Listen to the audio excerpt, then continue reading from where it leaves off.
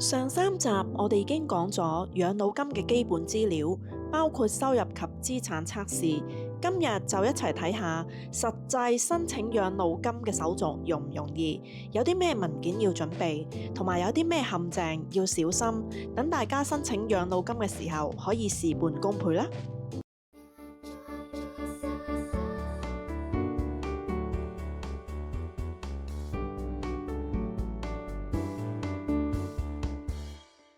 大家好，娜姐喺度。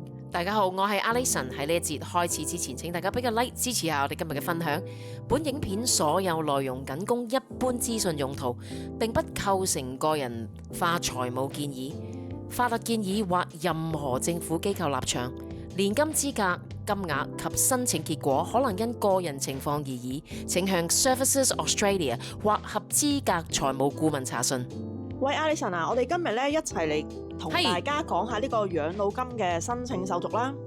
好啊，澳洲嘅養老金申請手續好，基本上你都要係一個澳洲公民或者呢個永居嘅公民啦。咁另外要符合3個基本資格嘅，第一，年齡喺2025年起呢係要屆滿67歲先至叫有資格。第二，居住需要喺澳洲住滿10年，當中有5年要係連續嘅。第三，通過收入同埋資產測試。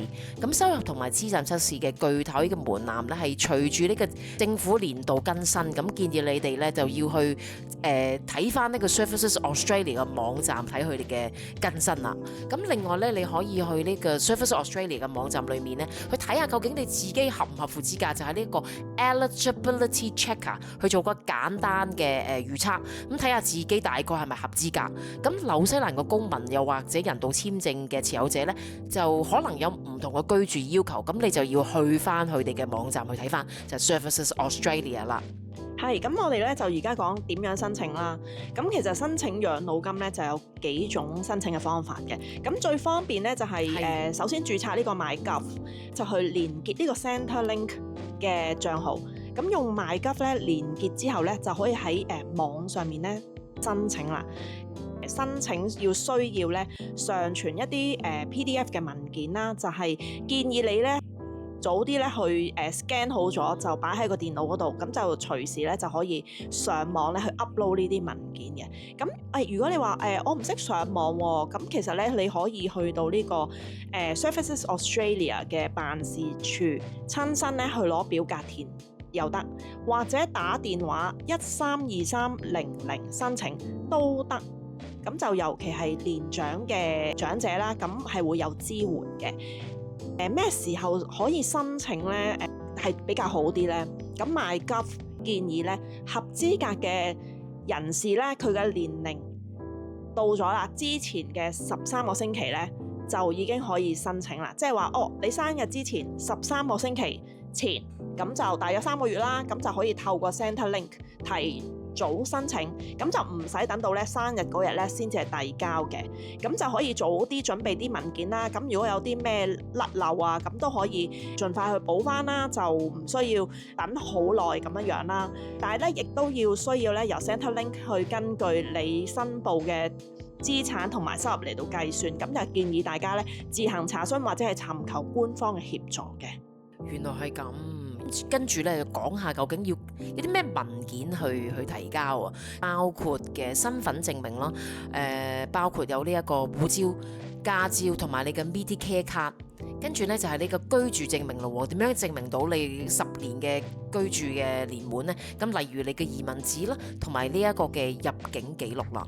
咁跟住呢個就係個收入與呢一個嘅資產證明啦。咁包括你個銀行結餘、你個 Super 個賬戶、股票、房產證明等，加上你嘅海外收入資產，無論金額有幾多，咁海外收入呢，或者你嘅資產都應該係要如實咁去申報嘅喎。咁包括咧你可能咧曾經收過嘅退休金啦，任何海外養老金同埋香港嘅 MPF 啦，英國嘅退休金等，咁或持有海外物業或股票，否則咧將來可會影響到你嘅申請資格，甚至會追回咧之前俾多咗你嘅金額都未定嘅喎。咁如果申請人呢已婚又或者有事實伴侶呢個 de facto 嘅，咁就需要提交你個伴侶嘅收入同埋呢個資產嘅資料啦，因為呢個都會影響到你個養老金金額㗎。咁咧參考呢一個嘅 Service Australia Means Test 嗰度咧，你可以睇下啦。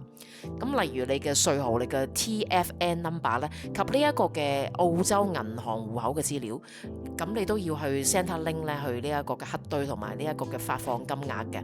如果你冇 TFN 咧，你就需要咧去提供你嘅身份證明，例如你嘅出生證明文件啦、公民證啦，又或者咧去 ATO 嘅網站度睇下有冇其他嘅方法去證實到你個 tax file number 啦。咁就申請嘅流程咧，就大約咧可以分4個步驟啦。咁就 online 申請啦，提交呢個表格啦，咁就收到 Centrelink 通知要補交嘅文件啦，咁就等候呢個審核期間咧就可以去查一查個進度都得嘅。咁批核咗之後咧就會有正式嘅通知同埋開始咧發放金額嘅。咁呢個就係大致上嘅流程。咁你交晒文件之後咧，大約咧係需時4至6星期啦。咁亦都係視乎個人情況而定啦。譬如你唔記得咗有啲文件唔記得交，或者係有啲甩漏嘅話咧，咁啊可能會耐啲啦。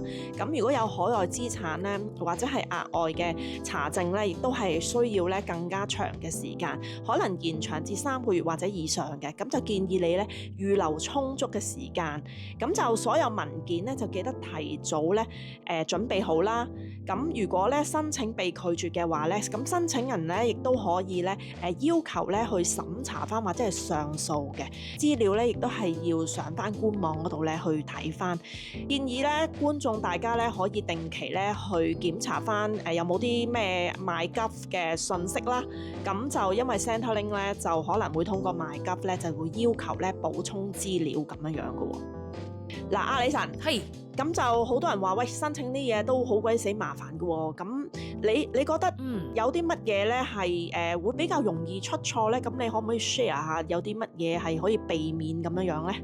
係啦，咁啊根據呢個 Services Australia 嘅 Most Frequent Asked Question 嘅經驗下咧，咁以下最常見嘅錯誤嘅情況，最多人出錯咧係冇申報海外收入或資產，未去如實咁樣去申報海外資產，可能會導致個養老金被呢一個暫停嘅喎，咁啊追回多領嘅金額或罰款都未定嘅喎，咁你詳情又要去翻 Services Australia 嘅網站度去睇翻你究竟 match 唔 match 呢個 situation 啦。咁如果不確定資格，咁你可以去翻個網站度睇下個 Payment and Service Finder 嗰個工具去自己 check 翻啦。咁同埋就有啲人呢，就係通常都係問究竟唔知自己合唔合資格啦，搞唔清楚自己係咪 eligible 啦。咁啊，跟住就有啲就係冇提供足夠文件啦。咁就佢哋頭先你都阿娜姐有提過，就係提早3個月去申請啦。咁啊 Centrelink 佢根據你嘅提供嘅資料去計啦。咁有時要求要補交多啲啦。咁啊你又要寫翻好你嘅聯絡嘅方式啦，就唔好俾錯啦。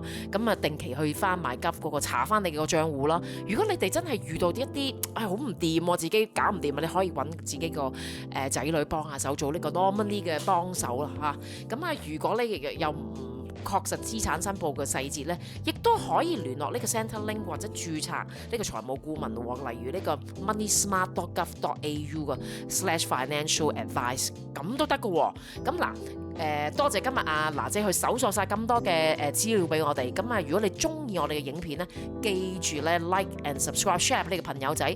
咁我哋就下一個 video 再見。咁呢一個節目就係提大家。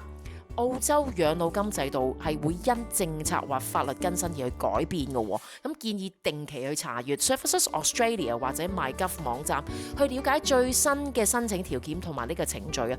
咁你就要去諮詢翻專業嘅顧問啦，又或者 Services Australia 要去確認個人嘅資料嘅呢個資格。下次再見，拜拜，拜拜。